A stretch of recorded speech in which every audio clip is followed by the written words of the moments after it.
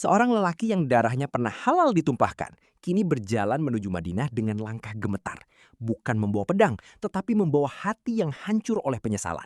Namanya Ka'ab ibnu Zuhair, penyair besar Arab, yang lisannya dahulu lebih tajam daripada mata tombak.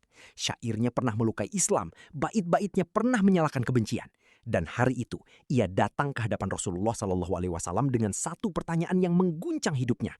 Apakah pintu maaf masih terbuka bagiku? Ia duduk di hadapan Rasulullah SAW lalu bertanya, "Wahai Rasulullah, bagaimana jika Ka'ab ibnu Zuhair datang kepadamu dalam keadaan bertaubat? Apakah engkau menerimanya?" Rasulullah SAW menjawab, "Ya, aku akan menerimanya." Seketika ia berkata, "Akulah Ka'ab ibnu Zuhair." Dalam riwayat sirah yang dibawakan Ibnu Hisham, disebutkan bahwa setelah Ka'ab menyatakan dirinya, beliau tidak memerintahkan hukuman atasnya. Bahkan beliau mendengarkan qasidah yang dilantunkannya hingga selesai, lalu menghadiahkan burdah beliau kepadanya sebagai tanda penerimaan dan kemuliaan. Majelis berguncang, sebagian sahabat spontan berdiri karena mereka tahu siapa dia.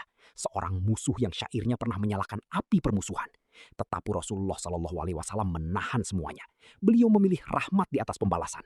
Lalu Ka'ab berdiri, dan dengan hati yang remuk ia melantunkan qasidah yang kelak abadi sepanjang zaman. Ia terus bersyair, namun kali ini lisannya bukan lagi senjata kebencian, melainkan air mata taubat.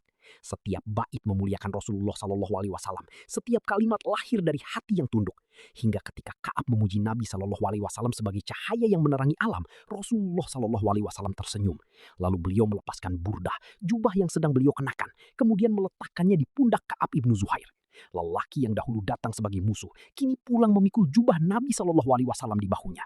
Itulah kasih Rasulullah SAW yang tidak hanya memaafkan, tetapi memuliakan orang yang kembali dengan taubat yang jujur.